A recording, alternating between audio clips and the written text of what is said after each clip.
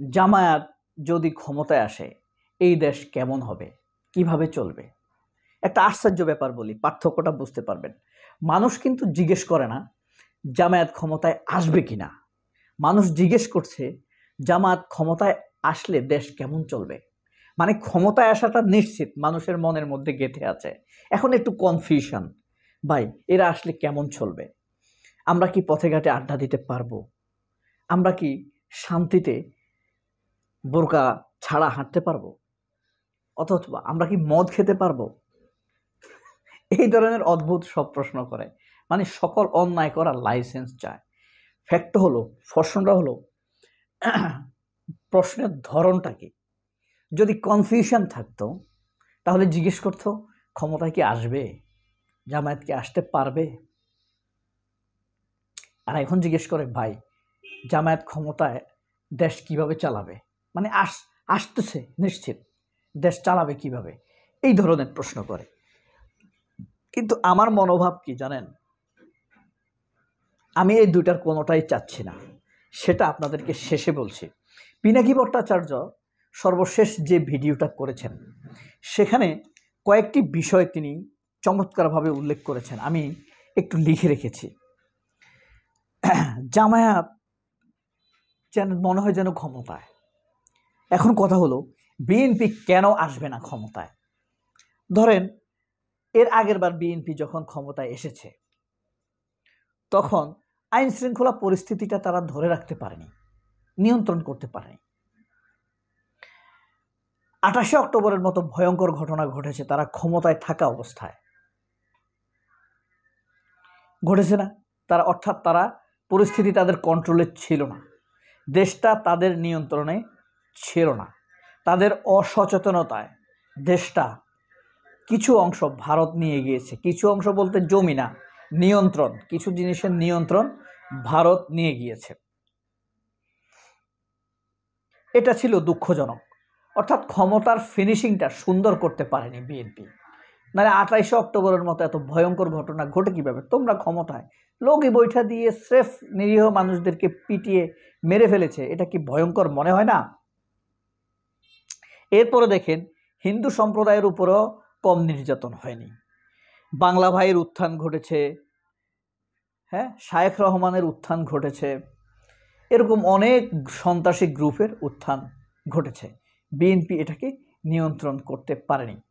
এরপর বাংলাদেশের মানুষকে অহরহ জঙ্গি বানিয়েছে, এমনকি তারেক রহমানের সাথে জঙ্গিদের হাত রয়েছে এমন অভিযোগ প্রতিষ্ঠা করে ফেলেছে। তারেক রহমান 10টা অস্ত্র মামলা আনছে, এটা মিডিয়া প্রথম আলো প্রতিষ্ঠা করে ফেলেছে। হ্যাঁ, তারপরে 21শে আগস্টে গ্রেনেড হামলা মামলা খালেদা জিয়া ঘটিয়েছে, এই মিথ্যা খালেদা জিয়া ঘটায় নাই, এই মিথ্যা প্রতিষ্ঠা করে ফেলেছে কে? প্রথম আলো, জনকণ্ঠ, ডেইলি স্টার। এরা এরা বিএনপি কি এর বিরুদ্ধে ন্যারেটিভ দাঁড় করাতে পেরেছে? এসব মিথ্যাচারের বিচার করতে পেরেছে?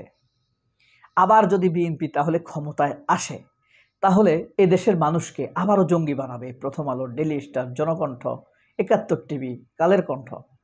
মানুষের পক্ষে বিএনপি কি তখন দাঁড়াতে পারবে? অতীতের খালেদা জিয়ার বিএনপি একটা শক্ত বিএনপি ছিল, সেটাই পারেনি। আর এখন নিয়ন্ত্রণহীন বিএনপি কি সেটা পারবে? এটা হলো আমার প্রশ্ন। এই ব্যর্থতাগুলোর কারণেই মানুষ বিএনপিকে ভোট দিতে চাইবে না, অন্তত যাদের এই বিষয়গুলো মনে আছে। এগুলো কিন্তু গুরুত্বপূর্ণ ইস্যু। এরপরে দেখেন নিজেদের সন্ত্রাসীকে দমন করতে পারে নাই বিএনপি, এই কারণে র্যাব নামানো হয়েছিল। এর বিপরীতে দেখেন একটি পরিষ্কার একটি ধারণা আপনি পান কিনা, সেটা হলো জামায়াত দুর্নীতিবাজ না, জামায়াত সাধু না, সুফি না, ফিসাব না, কিন্তু রাজনৈতিক ক্ষেত্রে আপনি দেখেন সে চুরি করে নাই, সে জনগণের অর্থ মারে নাই, তাদের মন্ত্রণালয়, 2টি মন্ত্রণালয় ছিল এবং সেখানে সামান্যতম দুর্নীতির অভিযোগ পাওয়া যায় না। তাদেরও অনেক অভিযোগ আছে ভাই, তাদের মধুদিবাদ নিয়ে আপনি কথা বলতে পারেন, তাদের আপনি এই ধীর সিদ্ধান্ত নিয়ে কথা বলতে পারেন, স্লো সিদ্ধান্ত নিয়ে কথা বলতে পারেন, কিন্তু তারা চোর না, এই কথাটা কিন্তু পরিষ্কার। খালেদা জিয়া নিজেই বলেছেন এই কথা। এই যে জামায়াতের মন্ত্রীরা বিদেশ সফরে যেত না, ফিরে আসার পর যে টাকা উদ্বৃত্ত থাকতো এগুলো তারা মন্ত্রণালয়ে, যার যার মন্ত্রণালয়ে ফেরত দিত। এই নজির পৃথিবীতে আছে?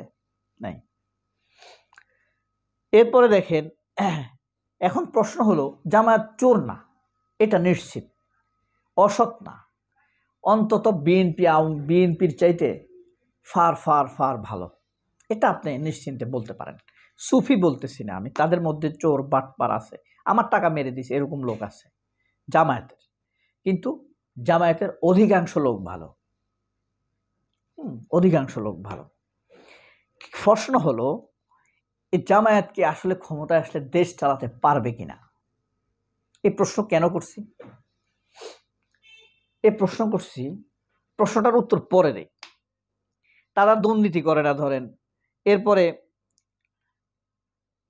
যে দুর্বলতাগুলো আছে, হিন্দুদের সাথে সম্পর্ক, জামায়াত হিন্দুদের সাথে যত সম্পর্ক করুক, ডাকসুর ইলেকশনে দেখেন সাদেক কায়েম জগন্নাথ হলে কত ভোট পাইছে? 5 ভোট। 1200 ভোটের মধ্যে 5 ভোট পাইছে, বুঝছেন আপনি? জগন্নাথ হলে 1200 ভোট পেয়েছে, মাত্র 5 ভোট। ফরহাদ কিভাবে জানি 10টা পাইছে। তাহলে কি ভয়ঙ্কর ব্যাপার, হিন্দুরা জামায়াতের ভোট দিবে মনে হয়? হিন্দুদের সাথে দূরত্ব মিটাইতে হবে প্রতিনিয়ত যোগাযোগের মাধ্যমে। হিন্দুদেরকে হিন্দু বলা যাবে না, পিনাকি ভট্টাচার্যের কথা, নাগরিক এবং ন্যায় বিচারধারী বলতে হবে। আপনি হিন্দুদেরকে হিন্দু বললে উল্টা হিন্দুরা আপনাকে অত্যাচার করবে মাইনরিটির সুযোগ নিয়ে। আপনি যেটা করতে হবে সেটা হলো, আপনি বলবেন ন্যায় বিচারের, আমরা ন্যায় বিচার প্রতিষ্ঠা করব, ন্যায় বিচারের ধারক হব, ন্যায় বিচারের রক্ষক হব। যেখানে ন্যায় বিচার আছে সেখানে ইসলাম আছে, মাইন্ডেড। যেখানে ন্যায় বিচার আসে সেখানে শান্তি আছে, যেখানে ন্যায় বিচার আছে সেখানে উন্নয়ন আছে, যেখানে ন্যায় বিচার আছে সেখানে আল্লাহর রহমত আছে। ইসলামের শেষ কথা কিন্তু ন্যায় বিচার, সাথে জাস্ট আপনি যোগ করবেন কি, আল্লাহর উপরে ঈমান আনলাম, আল্লাহকে খুশি করার জন্য ন্যায় বিচার প্রতিষ্ঠা করলাম।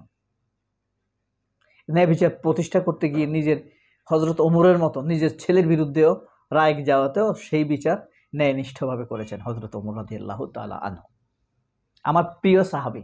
আচ্ছা, এটা কি গুনাহ হবে? আপনারা কেউ জানলে একটু জানাবেন তো। ধরেন সব সাহাবী তো নির্দোষ, নিষ্পাপ, বেহেশতের সুসংবাদপ্রাপ্ত বা আশারে মুবাশশারা, এর মধ্যে থেকে যদি আমার একজন প্রিয় সাহাবী হয়, হযরত ওমর আমার প্রিয় সাহাবী, এটা কি গুনাহ হবে কিনা? আপনারা জেনে থাকলে একটু জানাবেন কমেন্ট বক্সে। এখন কথা হলো, খুব কিছু অল্প অংশ বলছে জামায়াত ক্ষমতায় আসতে পারবে কিনা। বেশিরভাগ মানুষ প্রশ্ন করে জামায়াত কিভাবে দেশ চালাবে? কিভাবে দেশ চালাবে মানে ক্ষমতায় আসলেই না দেশ চালানোর প্রশ্ন, তার মানে ক্ষমতায় আসতেছে নিশ্চিত। এখন কথা হলো দেশ চালাতে পারবে কিনা, আগে তো চালায়নি, এই প্রশ্ন, অর্থাৎ ক্ষমতায় আসা নিশ্চিত এরকম, এই কারণে এই প্রশ্ন করে। আমি বলি কি, জামায়াত এবার শক্তিশালী বিরোধী দল হয়ে আসুক, বিএনপি আসুক ক্ষমতায়, বিএনপি 2 বছর টিকতে পারবে না। জামায়াত হয়তো টেনে খিঁচে 5 বছর নিতে পারবে যদি আসে, তাদের সংগঠন মজবুত, প্রশাসনের উল্টি পুল্টি জানা আছে। কারণ হইল কি, এবার যদি বিএনপি আসে, বিএনপির উপরে মানুষ এমন বিরক্ত হবে, বিএনপির মানুষ এলোমেলো, সংগঠন বিচ্ছিন্ন, চাঁদাবাজি, খুন খারাপি, ধর্ষণে এমন বিরক্ত হবে যে জামায়াতের জনপ্রিয়তা আরো কয়েক গুণ বেড়ে যাবে। এখন প্রশ্ন হলো, আমরা যদি এবার বিএনপিকে ক্ষমতায় আসতে দেই, আমরা যদি বিএনপিকে এবার ভোট দেই আগের মতো, তাহলে বিএনপি ক্ষমতায় আসবে, কিন্তু এত মানুষ যে মারা যাবে, এত নিষ্পাপ মানুষ, শিশু হত্যা হবে, এটার দায় আবার তো আমাদেরকেই নিতে হবে। এখন দোটানায় আছি আমি, বিএনপি আসুক এটাই চাইবো নাকি জামায়াত আসুক এটাই চাইবো। তবে এসব মানুষের জীবন রক্ষায়, জানমাল রক্ষায়, মানুষের কষ্টের অর্থ লুটপাট না হোক, এই চিন্তায় চাই জামাতি আসুক। তারা এসে মানুষের সন্তুষ্টি অর্জন করুক আরো বেশি করে, পরবর্তীতে আরো ভালোভাবে আসুক। সবাই অনেক ভালো থাকবেন। আল্লাহ হাফেজ। আসসালামু আলাইকুম।